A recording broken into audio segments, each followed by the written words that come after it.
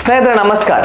ಪಶ್ಚಿಮ ಬಂಗಾಳದಲ್ಲಿ ಬಿಜೆಪಿ ಅಧಿಕಾರಕ್ಕೆ ಬರ್ತಾ ಇದ್ದ ಹಾಗೆ 11 ವರ್ಷಗಳ ಹಿಂದೆ ತೃಣಮೂಲ ಕಾಂಗ್ರೆಸ್ನ ಮುಸ್ಲಿಂ ಓಲೈಕೆಯ ಕಾರಣಕ್ಕಾಗಿ ಮುಚ್ಚಲ್ಪಟ್ಟ ದುರ್ಗಾದೇವಿಯ ಮಂದಿರದ ಬಾಗಿಲು ತೆರೆದಿದೆ. ಈ ಮೂಲಕ ಪಶ್ಚಿಮ ಬಂಗಾಳದಲ್ಲಿ ಹಿಂದೂ ಸಂಸ್ಕೃತಿಯ ಪುನರುತ್ಥಾನ ಪ್ರಾರಂಭ ಆಗಿದೆ. ಹೌದು, ಪಶ್ಚಿಮ ಬಂಗಾಳದ ಪಶ್ಚಿಮ ಬರ್ಧಮಾನ್ ಜಿಲ್ಲೆಯ ಅಸ್ಸಾನ್ಸೋಲ್ ಬಸ್ಟಿನ್ ಬಜಾರ್ನಲ್ಲಿರುವಂತಹ ಈ ದುರ್ಗಾ ಮಾತಾ ಮಂದಿರ ಅಲ್ಲಿನ ಸ್ಥಳೀಯ ಹಿಂದೂಗಳ ಪ್ರಮುಖ ಆರಾಧನಾ ಕೇಂದ್ರವಾಗಿತ್ತು.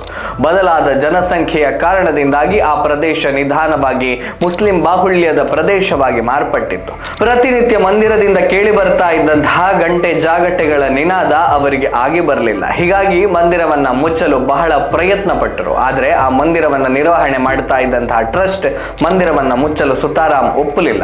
ತೃಣಮೂಲ ಕಾಂಗ್ರೆಸ್ 2011ರಲ್ಲಿ ಅಧಿಕಾರಕ್ಕೆ ಬರ್ತಾ ಇದ್ದ ಹಾಗೆ ಸರ್ಕಾರದ ಮೇಲೆ ಒತ್ತಡ ಹೇರಿದ್ರು.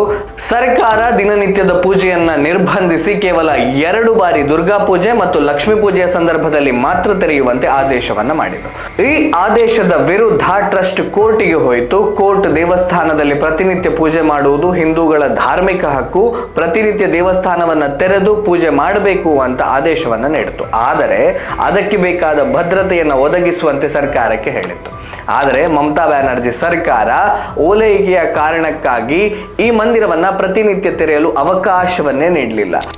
बहुत वर्षों के बाद हम जिस जगह पे आए हैं ये है बस्तीन बाजार का वो मंदिर जहां पे कोर्ट के द्वारा परमिशन मिलने के बाद भी नहीं खोला गया था. बोला गया था कि यहाँ पे खून की नदियां बहेगी. ಒಂದಷ್ಟು ಸಮಯಗಳ ಕಾಲ ಮಂದಿರ ವರ್ಷದ 2 ಹಬ್ಬಗಳ ಸಮಯದಲ್ಲಿ ತೆರೆದರೂ ಮುಂದೆ ಅದು ಶಾಶ್ವತವಾಗಿ ಬೀಗ ಹಾಕಲ್ಪಟ್ಟಿತ್ತು.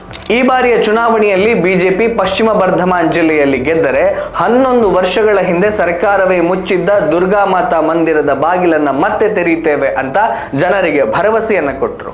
ಜನರು ಸಾಗರೋಪಾದಿಯಲ್ಲಿ ಬಂದು ಬಿಜೆಪಿಗೆ ಮತ ಚಲಾಯಿಸಿದರು.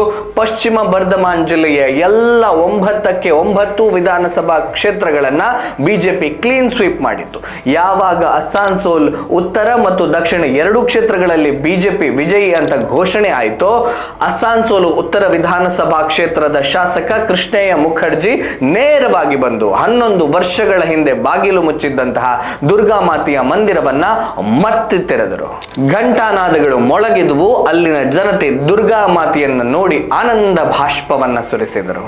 ಇದು ಕೇವಲ ಮುಚ್ಚಲ್ಪಟ್ಟ ಮಂದಿರ ಒಂದರ ಬಾಗಿಲು ತೆರೆಯುವಿಕೆ ಮಾತ್ರ ಅಲ್ಲ, ಇದು ಬಂಗಾಳದ ಹಿಂದೂ ಸಂಸ್ಕೃತಿಯ ಪುನರುತ್ಥಾನ. ಅತಿಯಾದ ಓಲೈಕೆ ರಾಜಕಾರಣದ ಕಾರಣದಿಂದಾಗಿಯೇ ದೇವಸ್ಥಾನವನ್ನ ಮುಚ್ಚಲಾಗಿತ್ತು. ಭಾರತದ ಸಂವಿಧಾನ ಹಿಂದೂಗಳಿಗೆ ನೀಡಿದ್ದ ಧಾರ್ಮಿಕ ಹಕ್ಕನ್ನ ಸರ್ಕಾರ ಕಸಿದುಕೊಂಡಿತ್ತು. ಕೋರ್ಟಿನ ಆದೇಶಕ್ಕೂ ಬೆಲೆ ಕೊಡದೆ ನ್ಯಾಯಾಂಗ ನಿಂದನೆಯನ್ನ ಮಾಡಿತ್ತು. ಇವೆಲ್ಲವನ್ನು ಅಲ್ಲಿನ ಜನತೆ ಅರ್ಥ ಮಾಡಿಕೊಳ್ಳಲು 15 ವರ್ಷಗಳು ಬೇಕಾಯಿತು.